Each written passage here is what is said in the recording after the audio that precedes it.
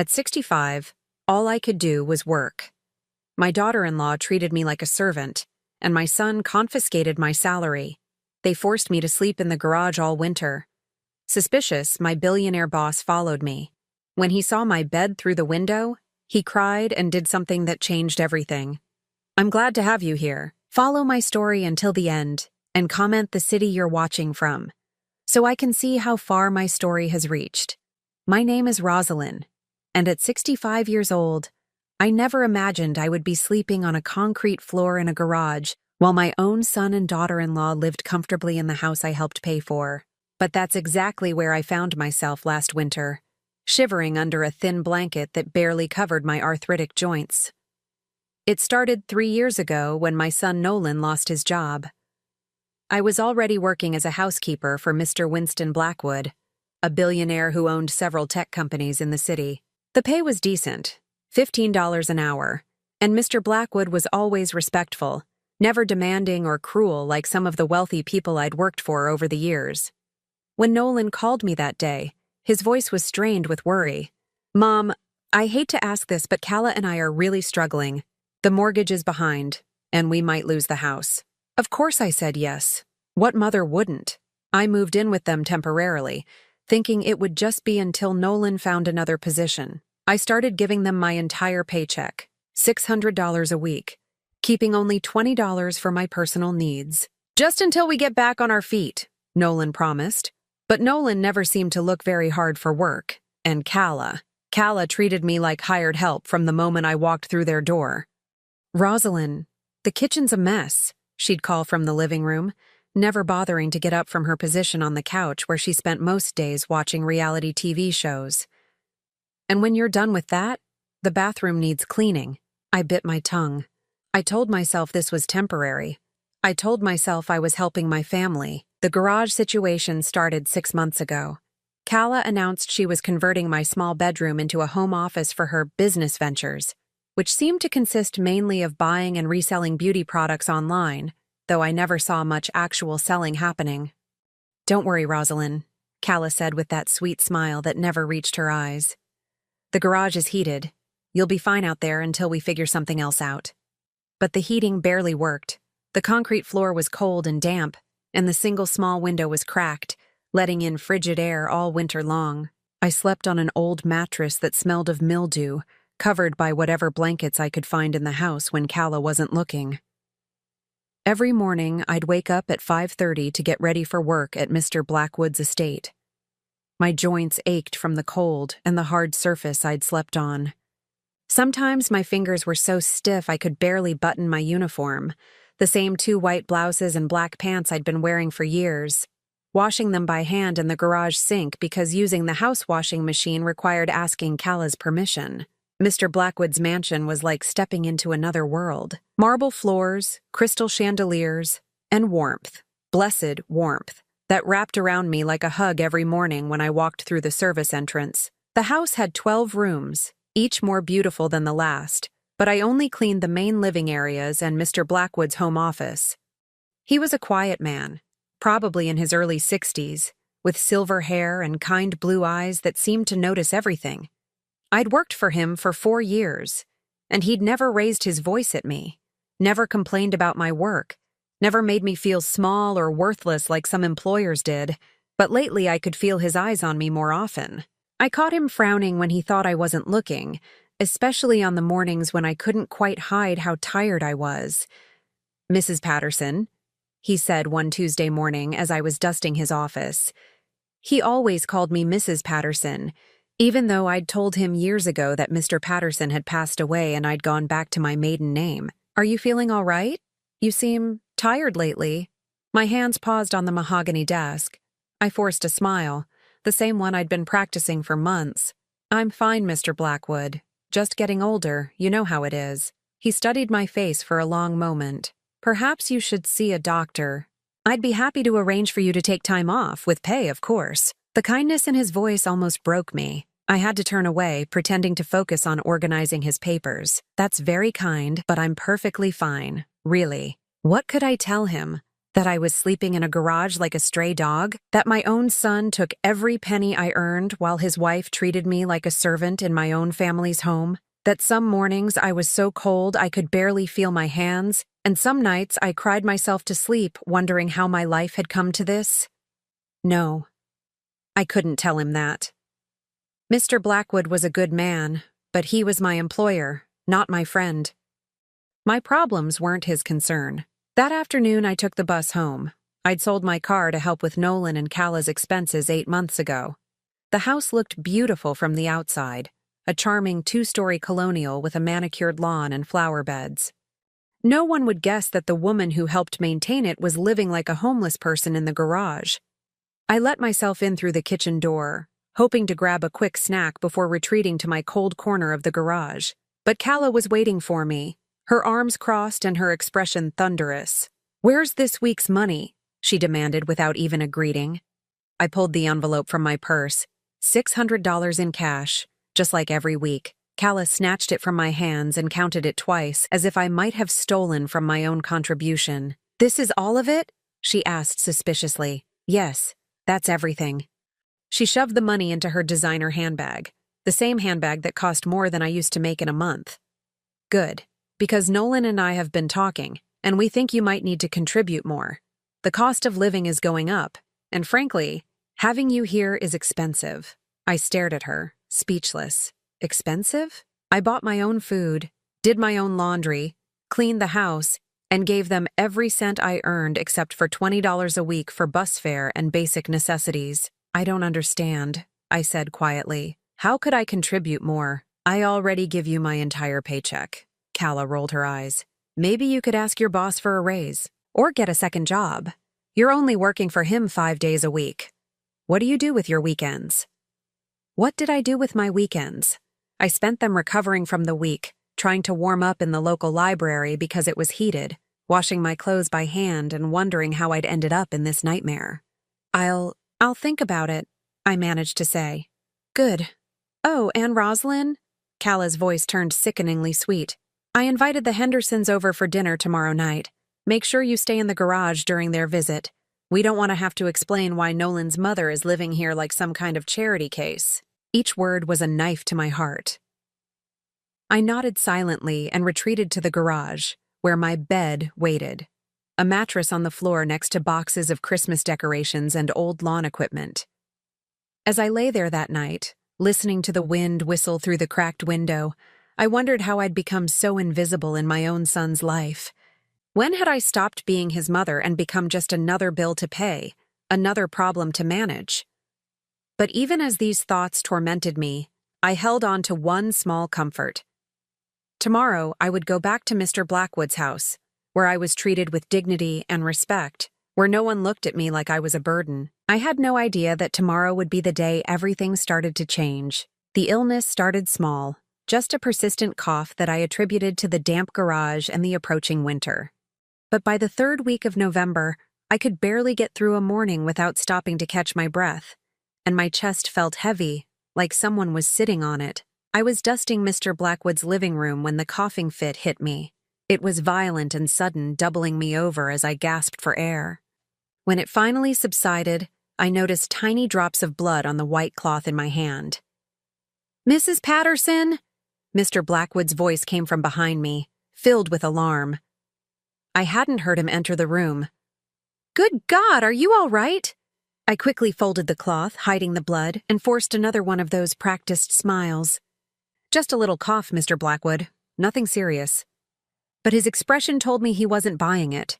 His blue eyes were filled with concern as he studied my face, probably noticing what I'd been trying to hide, the dark circles under my eyes, the way my clothes hung looser on my frame each week, the tremor in my hands that came from exhaustion and cold. "Mrs. Patterson, I think you should see a doctor immediately. I'll call my personal physician right now." "No!" The word came out sharper than I intended. I softened my tone quickly. "No, thank you, Mr. Blackwood. I appreciate your concern, but I can't afford to take time off work right now. My family, they're counting on me." His frown deepened. "Mrs. Patterson, your health is more important than work. I'll pay for any time you need to take off, and I'll cover all medical expenses." The kindness in his offer almost broke me completely. I had to turn away, busying myself with dusting the same spot over and over again. That's very generous, but I really can't. Please, I just need to finish my work. That evening, I made the mistake of mentioning to Calla that I wasn't feeling well, hoping she might show even a tiny bit of concern or suggest I rest for a day. Instead, she looked up from her phone with annoyance. Well, you better not be thinking about calling in sick to work. We're already behind on the electric bill, and I'm not covering for you if you decide to be lazy. I'm not being lazy, I said quietly. I think I might have bronchitis or something worse. I've been coughing up blood. Calla's expression didn't change. That's probably just from all the dust at that rich guy's house. Take some cough medicine and stop being dramatic. That night, as I lay shivering on my mattress in the garage, the cough got worse. Each fit left me breathless and dizzy, and the metallic taste in my mouth told me the blood wasn't going away. But I couldn't afford to miss work. Literally couldn't afford it. If I didn't bring home that $600 next Friday, Calla would make my life even more miserable than it already was. The next morning, I could barely stand up.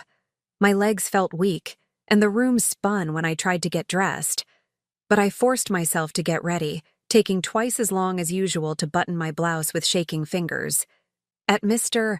Blackwood's house, I tried to work quietly, hoping he wouldn't notice how often I had to stop and rest. But halfway through cleaning his office, another coughing fit hit me. This time, I couldn't hide the blood. Mr. Blackwood appeared in the doorway just as I was trying to clean the spots from his expensive carpet. "That's enough," he said firmly. "I'm taking you to the hospital right now." "Mr. Blackwood, please, I can't afford—" "I don't care what you can afford. You're clearly very sick, and I won't have you collapsing in my home because I was too concerned about propriety to insist you get medical attention." He was already reaching for his phone, probably to call his driver. Panic flooded through me. If I went to the hospital, if I missed work, Calla would be furious. She might even kick me out completely, and then where would I go? "Please," I whispered, and something in my voice made him stop. "Please don't make me go. I can't. My daughter-in-law will be very angry if I miss work. She's counting on my paycheck." Mr. Blackwood stared at me for a long moment, and I saw something shift in his expression. "Mrs. Patterson, how much do you make working here?" $600 a week, I answered honestly. "And where does that money go?" I hesitated. I'd never talked about my personal life with any employer. But something about his gentle tone, the genuine concern in his eyes, made the truth slip out. "I give it to my son and daughter-in-law. They're struggling financially." "All of it?" I nodded, feeling heat creep up my neck in embarrassment. "Mrs. Patterson," he said carefully, "where do you live?" That question I couldn't answer. I looked down at my hands, focusing on a small cut on my knuckle that I'd gotten from the rough edges of a cardboard box in the garage. Mr. Blackwood was quiet for so long that I finally looked up. His expression had changed completely. The polite employer mask was gone, replaced by something deeper, more concerned. "I want you to go home today," he said finally. "Rest. Get better. And I want you to think about whether the people you're giving your money to actually care about your well-being." "Mr. Blackwood, this isn't a request, Mrs. Patterson. You're sick, and you need rest. I'll see you when you're feeling better." I wanted to argue, but another coughing fit seized me and I knew I had no choice. I gathered my things with shaking hands and headed for the bus stop. The ride home felt endless.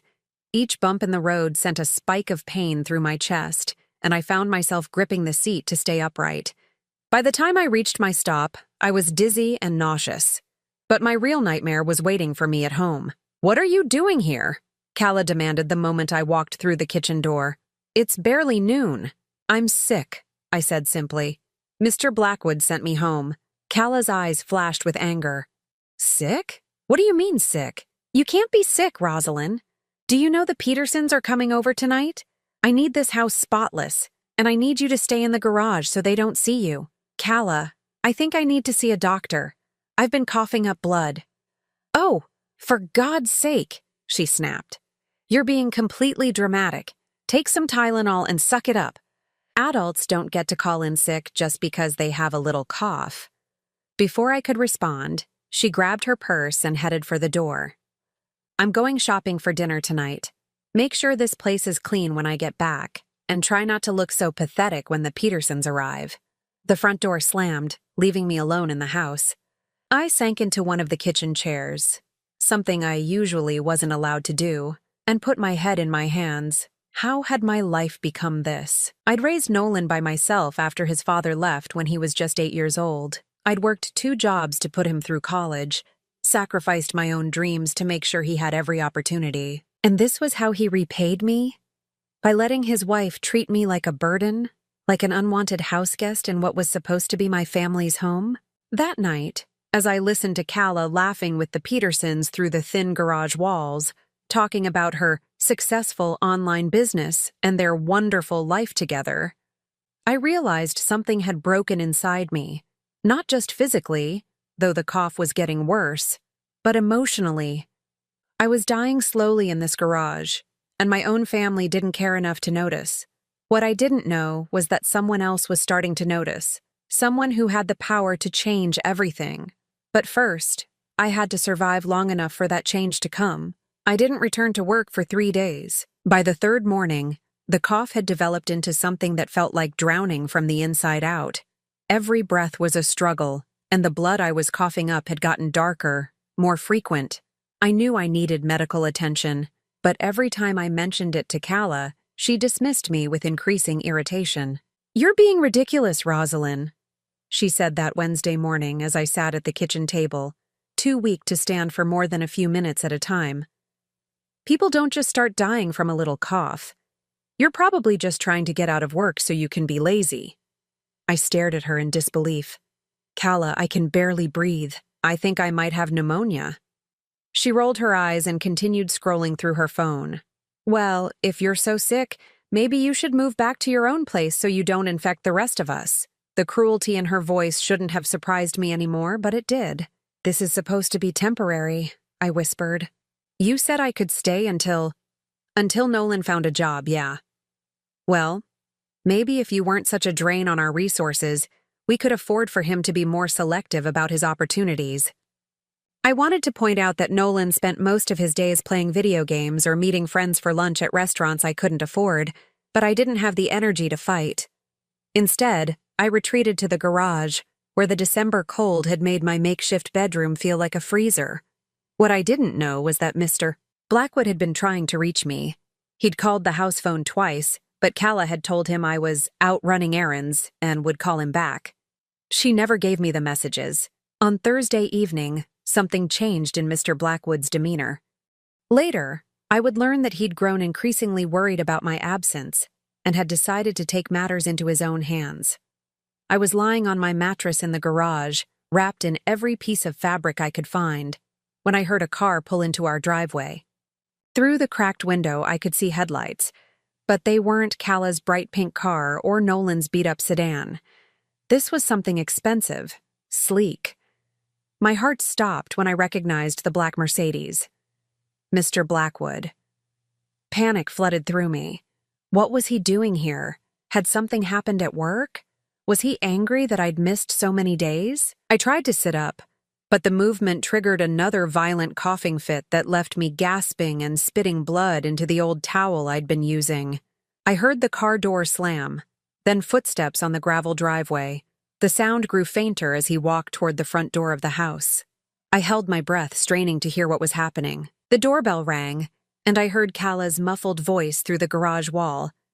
She was probably charming him, putting on her sweet act like she did with all the neighbors and visitors.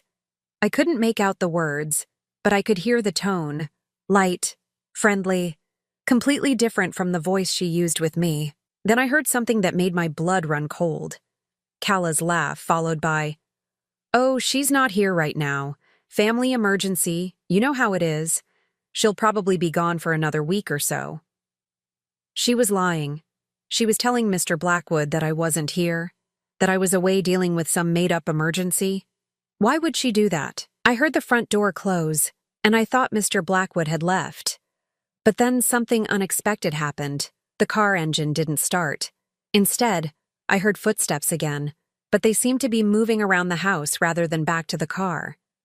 Through my cracked window, I caught a glimpse of a figure walking slowly along the side of the house, staying in the shadows. My heart pounded as I realized what was happening. Mr. Blackwood wasn't leaving. He was investigating. I tried to make myself smaller on the mattress, pulling the thin blanket over my head. What if he found me here? What would he think? How could I possibly explain that I was living like this while working for him every day, pretending everything was fine? The footsteps stopped right outside the garage. I held my breath, praying he would move on. But then I heard something that nearly stopped my heart. A sharp intake of breath, almost like a gasp. Through the crack in the window, Mr. Blackwood was looking directly at me. I couldn't see his face clearly in the darkness, but I could see his silhouette frozen in place. He was seeing everything. The mattress on the concrete floor, the pile of blankets that served as my only warmth, the cardboard boxes I used as makeshift furniture, the bucket in the corner that served as my bathroom when the house was locked at night. For what felt like an eternity, neither of us moved. I was paralyzed with shame, and he seemed paralyzed with shock. Then I heard something that broke my heart completely, a sound that was unmistakably crying. Mr. Blackwood, this powerful, successful man who commanded respect in boardrooms and owned companies worth millions, was crying as he looked at how I was living. His hand came up to the window, pressing against the glass as if he wanted to reach through and pull me out of there.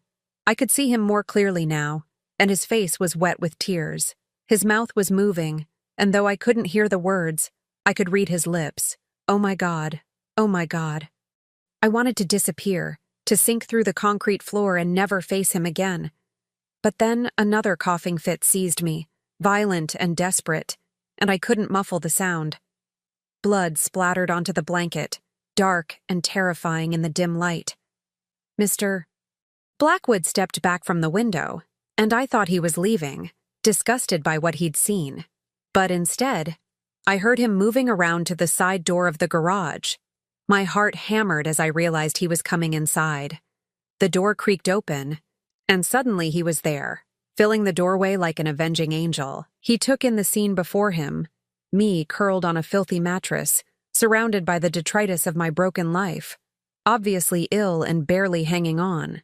"Mrs. Patterson," he said, and his voice was rough with emotion. "What in God's name is happening here?" I couldn't speak. I could only stare at him, mortified that he was seeing me like this. All pretense was gone now. There was no way to lie. No way to make this look like anything other than what it was. A 65-year-old woman living in conditions that wouldn't be acceptable for an animal. He stepped closer, and I could see the tears still streaming down his face. "How long have you been living like this? Please," I whispered, finding my voice at last. "Please don't fire me. I know this looks bad, but I can explain." "Fire you?" His voice cracked. "Mrs. Patterson, I'm not going to fire you. I'm going to help you. But first, I need to understand what's happening here. That woman who answered the door, she told me you were away on a family emergency." "That's my daughter-in-law, Calla," I managed to say between shallow breaths. She doesn't like visitors knowing I live here." Mr. Blackwood's expression darkened. "Live here? In the garage?" I nodded, unable to meet his eyes. "And your son? Where is he in all this?" "He's inside," I said quietly. "He lost his job 3 years ago, and they needed help with expenses. I give them my paycheck every week to help out." "All of it?" "All of it," I confirmed. Mr. Blackwood was quiet for a long moment, and when he spoke again, his voice was deadly calm. "Mrs. Patterson, I want you to listen to me very carefully. What's happening to you here? This is not help. This is abuse." The word hit me like a physical blow. Abuse. I'd never thought of it that way. These were my family members, my son. Surely they weren't abusing me. They were just struggling. "It's not that simple," I started to say, but he held up his hand. "Mrs. Patterson, I'm 62 years old. I've seen a lot of things in my life, and I know abuse when I see it. You are being exploited, neglected, and mistreated by people who should be protecting you." Another coughing fit seized me, and when it passed, I saw that his face had gone pale at the amount of blood I'd produced. "That's it," he said firmly. You're coming with me right now. We're going to the hospital, and then you're not coming back here. I can't, I protested weakly. They need my paycheck. If I don't work, Mrs. Patterson, he said gently, kneeling down beside my mattress so we were eye level. When was the last time anyone in that house asked how you were feeling? When was the last time they showed concern for your well-being? When was the last time they treated you like a human being instead of a source of income? I opened my mouth to answer, but no words came. Because the truth was, I couldn't remember. I'm going to take care of you, Mr. Blackwood said, and there was something in his voice that reminded me of the father I'd lost 40 years ago. But first, I need you to trust me. Can you do that? Looking into his kind blue eyes, seeing the genuine concern and care there, I realized something that should have been obvious long ago. This man, my employer, cared more about my well-being than my own family did. I nodded, and for the first time in 3 years, I felt something I'd almost forgotten existed: hope. The hospital stay lasted 4 days. Pneumonia, the doctor confirmed, along with severe malnutrition and what he delicately termed signs consistent with prolonged exposure to cold and stress. Mr. Blackwood, Winston, as he insisted I call him now, never left my side except to make mysterious phone calls in the hallway. On the 4th day, as I was finally strong enough to sit up without feeling dizzy, Winston presented me with an offer that seemed too good to be true. "Rosalind," he said, pulling a chair close to my hospital bed, "I have a proposition for you. I own a small guest house on my property. It used to be the groundskeeper's cottage. It's been empty for 2 years since Harold retired. I'd like you to live there." I blinked at him, certain I'd misheard. "I don't understand." "It's fully furnished, has its own kitchen and bathroom, and it's warm." He smiled slightly. "Very warm. I'd also like to increase your responsibilities at the main house. Instead of just housekeeping, I'd like you to manage the entire household, supervising the other staff, managing schedules, handling vendor relationships. The position would come with a salary of $900 per week. $900. I felt faint, and not from the medication. "Winston, that's incredibly generous, but I can't accept charity. This isn't charity, Rosalind. It's a job offer. I've been meaning to hire a household manager for years, but I never found someone I trusted completely. You've worked for me for 4 years with perfect reliability and integrity. You're exactly what I need." I stared at him, trying to process what he was saying. "But what about Nolan and Calla? They're counting on my paycheck." Winston's expression hardened slightly. "Rosalind, your son is 38 years old. If he can't support himself and his wife without exploiting his elderly mother, that's his problem to solve." The word exploiting stung, but I couldn't deny its accuracy anymore. "Think about it," Winston continued. "You'd have your own space, your own income, and you'd be doing work that actually utilizes your intelligence and experience. When was the last time anyone in that house treated you like you mattered?" Before I could answer, my phone rang. Calla's name appeared on the screen, and my stomach instantly knotted with anxiety. Winston noticed my reaction and frowned. "Answer it," he said quietly. "I want to hear what she has to say." With trembling fingers, I accepted the call. "Rosalind?" Calla's voice was sharp with irritation. "Where the hell are you? You've been gone for 4 days, and rent is due next week. We need your paycheck." Not, "Are you okay?" Not, "We were worried." Just demands for money. "I've been in the hospital," I said quietly. "I had pneumonia." "Pneumonia?" Calla's tone suggested she thought I was lying. "Well, how long are you going to milk this? Because we have bills to pay, and your little vacation needs to end." Winston's face had gone dangerously calm as he listened to her side of the conversation. "I'm being discharged today," I said. "But Calla, I need to tell you something. Mr. Blackwood has offered me a position as his household manager, with room and board included." "What?" Calla's voice rose to a near shriek. "You can't do that! We depend on your income! You can't just abandon your family!"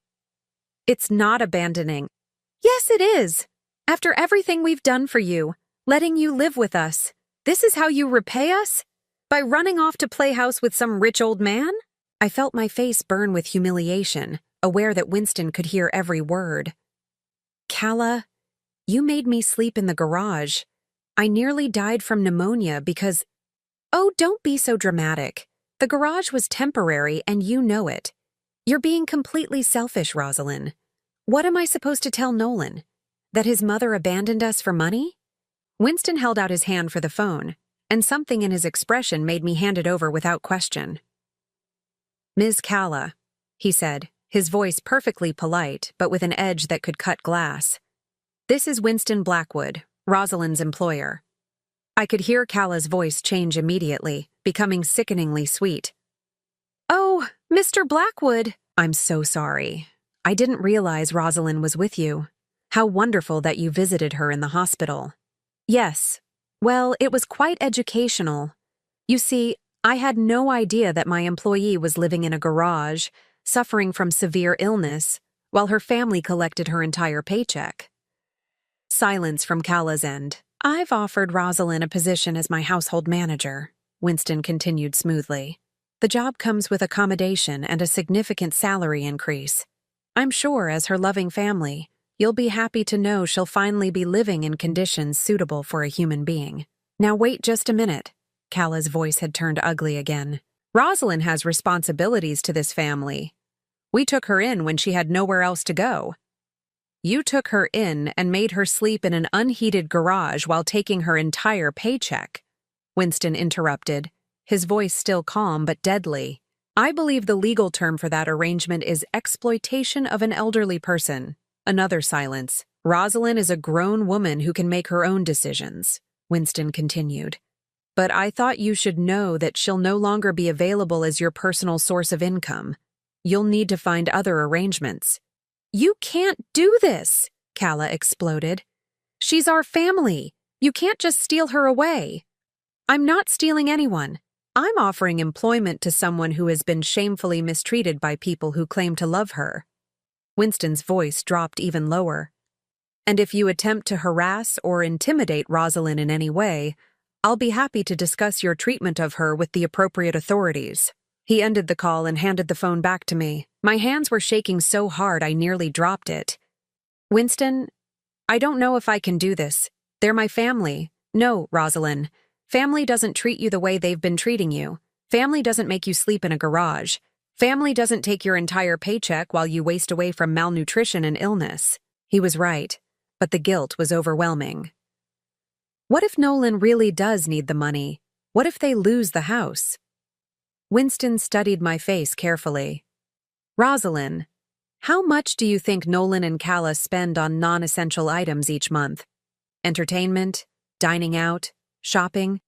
I thought about Calla's designer bags, her weekly nail appointments, the expensive dinners they ordered while I ate peanut butter sandwiches. I don't know exactly. I'd guess it's significantly more than $600. They don't need your money to survive. They want it to maintain a lifestyle they can't actually afford. Before I could respond, my phone rang again. This time it was Nolan. Mom? His voice was strained. Calla told me what happened. You can't seriously be thinking about moving out. Nolan, I nearly died living in that garage. I had pneumonia and no one even— Okay, maybe the garage thing wasn't ideal. But we can figure something else out. Maybe you could take the couch in the living room, or we could set up something in the basement. Not, I'm sorry you were sick. Not, I should have taken better care of you. Just logistics for continued exploitation. Nolan, Mr. Blackwood has offered me a good job with decent accommodation. It's a wonderful opportunity. But what about us, Mom? We've been counting on your help. If you leave, we might lose everything. The guilt hit me like a physical blow, just like it always did. I'd raised Nolan by myself, sacrificed everything for his future, and now he was asking me to sacrifice my health and dignity too. Maybe I could give you part of my new salary, I found myself saying. Not all of it, but something to help. Winston shook his head firmly and held out his hand for the phone again. I hesitated, but something in his expression made me trust him. Nolan, this is Winston Blackwood, he said into the phone. I understand you're concerned about losing your mother's financial support.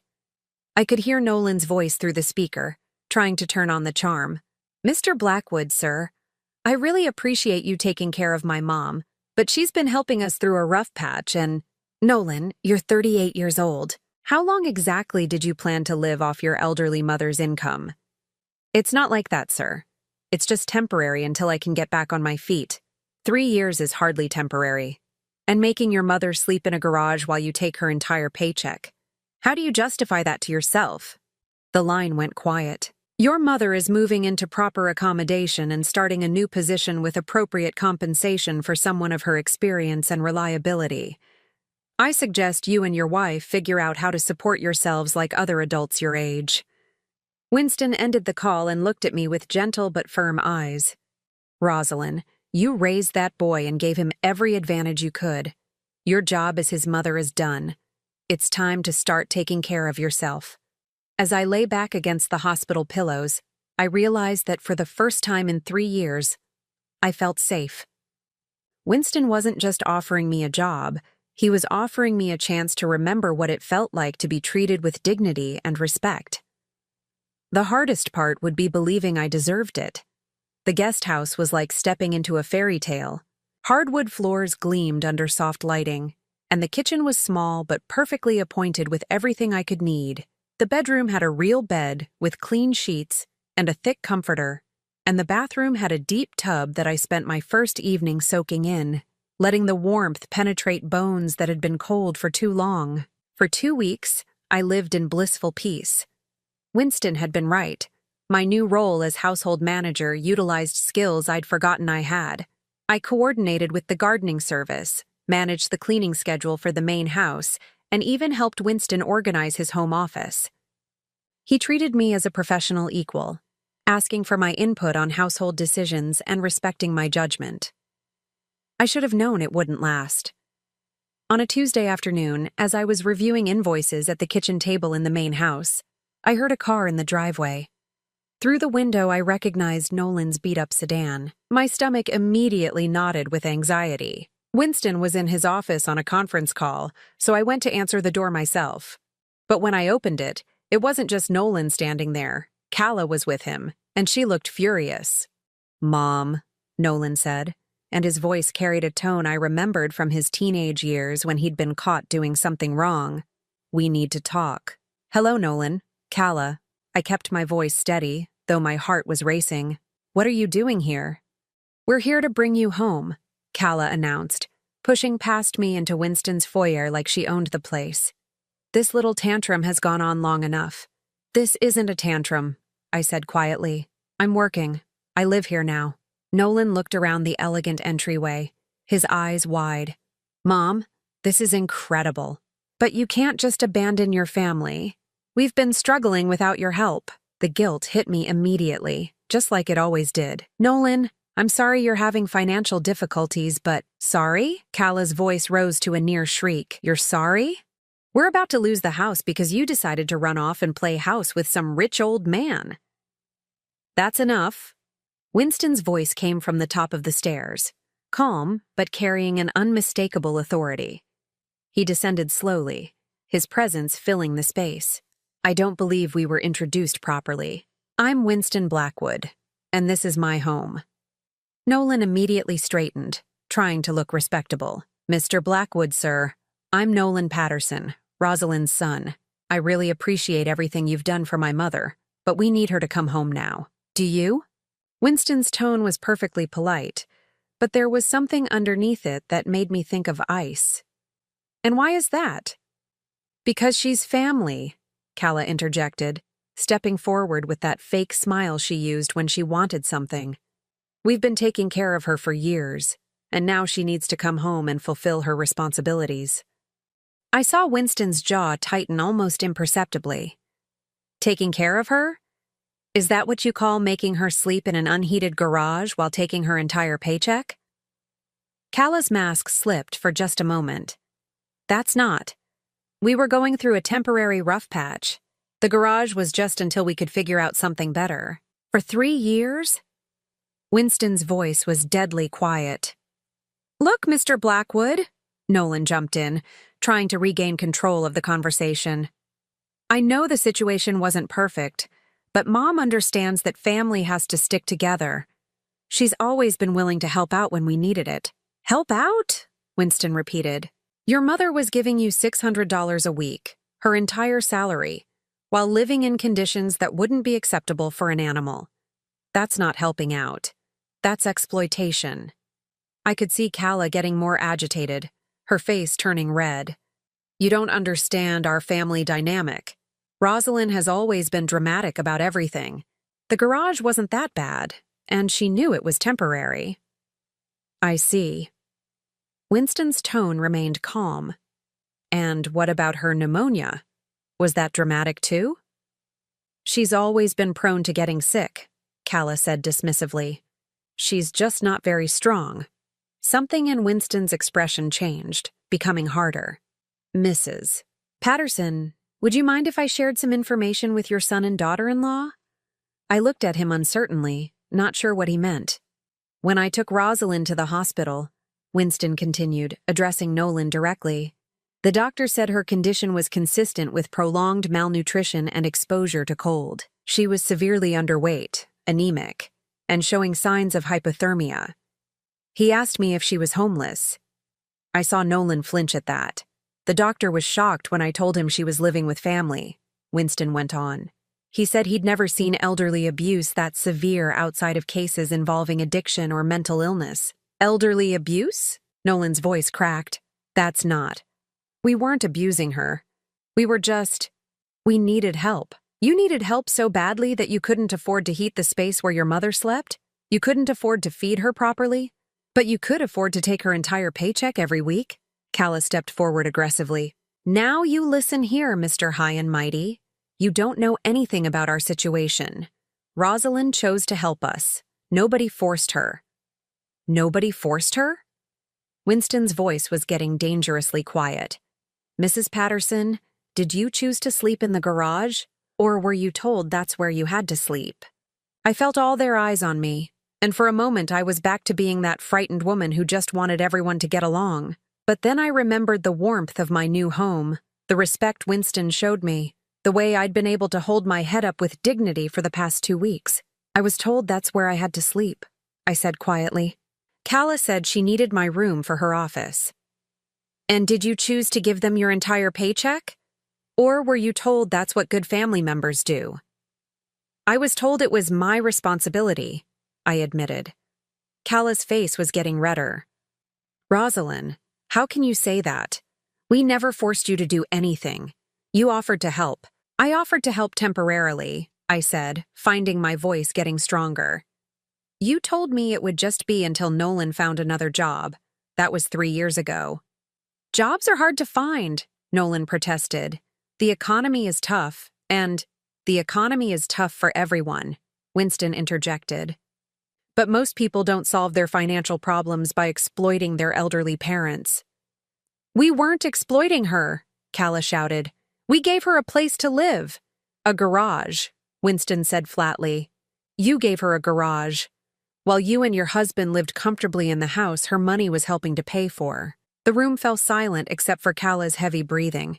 I could see her trying to find another angle, another way to manipulate the situation. Fine, she said finally, her voice turning cold and calculating. If that's how Rosalind wants to play it, then fine. But don't come crying to us when your rich boyfriend here gets tired of you and throws you out. Don't expect us to take you back. The threat was meant to terrify me, and a month ago it would have. But now, looking at the venom in her eyes, I realized something important. I wasn't losing a loving family by standing up for myself. I was escaping people who saw me as nothing more than a source of income.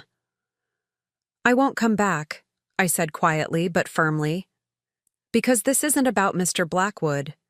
This is about me finally realizing that I deserve better than sleeping in a garage while people who claim to love me take everything I have. Nolan's face crumpled. Mom, you don't mean that. We're your family. Family doesn't treat each other this way, Nolan. Family doesn't take advantage of each other. Family doesn't let each other get sick and alone and desperate. But what about us? He pleaded. What are we supposed to do? The question that had controlled me for 3 years suddenly sounded different. What were they supposed to do? They were supposed to figure out how to support themselves like every other adult couple in the world. "You're supposed to take care of yourselves," I said. "The way I've been taking care of myself since your father left when you were 8. The way I took care of both of us for 30 years without asking anyone else to sacrifice their dignity and health." Winston stepped closer to me, a show of support that didn't go unnoticed by any of us. "I think it's time for you to leave," he said to Nolan and Calla. "Mrs. Patterson has made her position clear, and you're no longer welcome on my property." Calla's mask finally dropped completely. "You're going to regret this, Rosalind. Both of you. When people find out what kind of woman abandons her own son for money, when they find out what kind of man steals mothers away from their families, that's enough." Winston's voice cut through her threats like a blade. "You need to leave. Now." Nolan grabbed Calla's arm, probably recognizing that they'd crossed a line they couldn't come back from. "Come on, Calla. Let's go." At the door, Nolan turned back to me one more time. "Mom, I love you. This doesn't have to be permanent. When you come to your senses—" "I already have," I said softly. "I've come to my senses." As their car pulled out of the driveway, Winston gently placed a hand on my shoulder. "How do you feel?" he asked. I thought about it for a moment, expecting to feel guilty or sad or scared. Instead, I felt something I hadn't experienced in years: relief. "I feel free," I said. And for the first time in 3 years, I smiled without having to force it. 6 months later, I stood in the kitchen of my little guest house preparing dinner for 2. The evening light streamed through windows that I now kept open without fear of cold, and the house was filled with the warm scents of roast chicken and fresh herbs from the garden I'd started behind the cottage. Winston had become more than an employer. He'd become the family I'd never really had. We shared dinner twice a week, and he'd taken to asking my advice on matters far beyond household management. When his daughter called from overseas, he'd tell her about the wonderful woman who was helping him organize his life. And when business associates visited, he introduced me as his invaluable household manager, with a pride that still made me blush. The changes in my life were remarkable. My health had improved dramatically once I was eating regular, nutritious meals and sleeping in a warm, comfortable bed. I'd gained 15 pounds, healthy weight that filled out my face and made me look years younger. Winston had insisted I see his personal physician, who'd prescribed vitamins and medications that addressed the damage from years of poor nutrition and stress. More importantly, I'd rediscovered parts of myself I'd forgotten existed. I was good at managing people and organizing systems. Winston often told me that his household had never run more efficiently, and he'd given me 2 raises without my asking. I now earned $1,100 a week, more money than I'd ever made in my life, and every penny was mine to keep. I'd used some of that money to buy new clothes, not expensive designer items like Calla favored, but well-made, comfortable pieces that fit properly and made me feel dignified. I'd also purchased a small car, nothing fancy, but reliable transportation that meant I wasn't dependent on anyone else. But the most significant change was the return of my self-worth. For 3 years, I'd been told I was a burden, a drain, someone who should be grateful for whatever scraps of kindness came my way.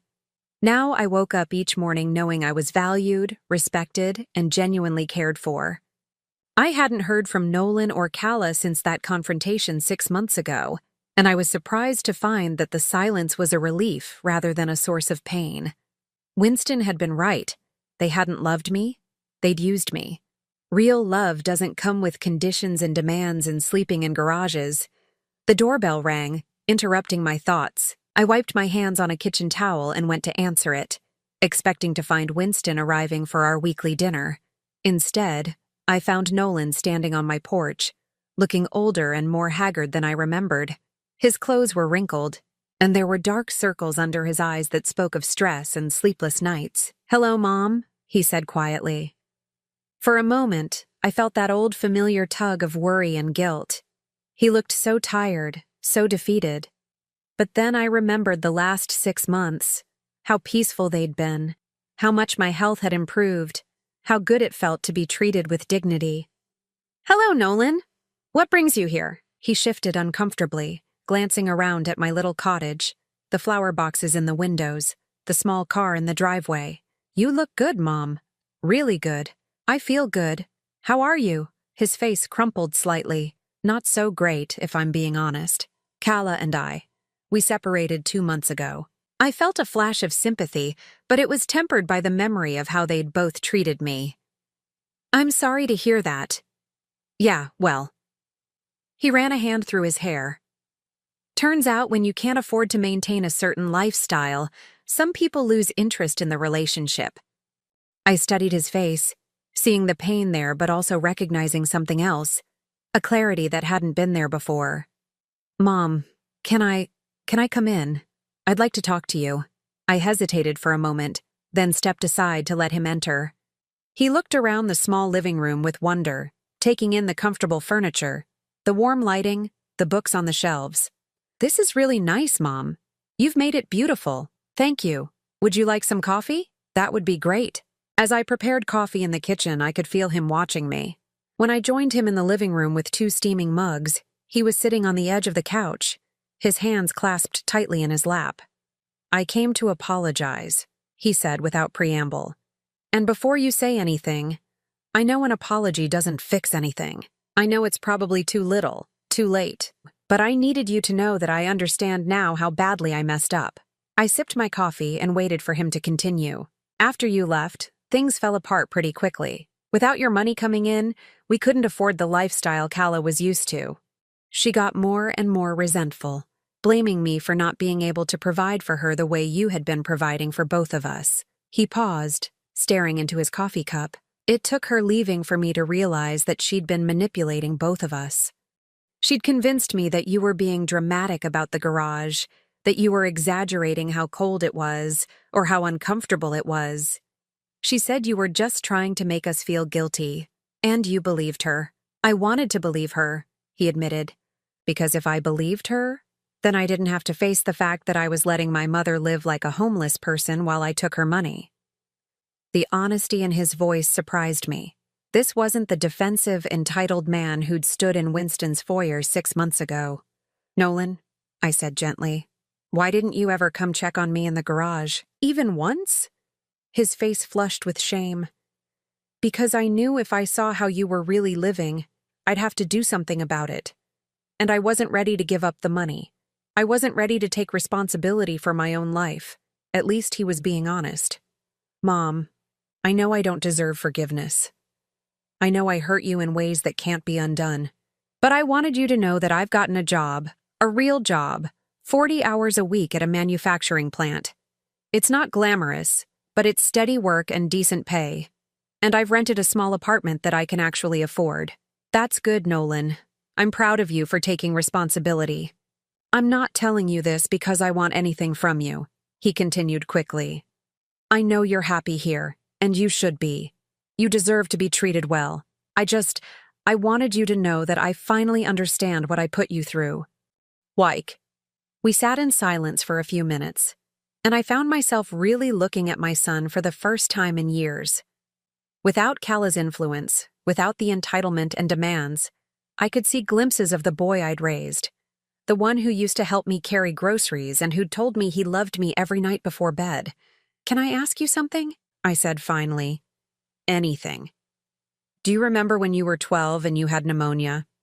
I sat up with you for 3 nights straight, taking your temperature, making sure you could breathe, sleeping in the chair next to your bed because I was so worried about you."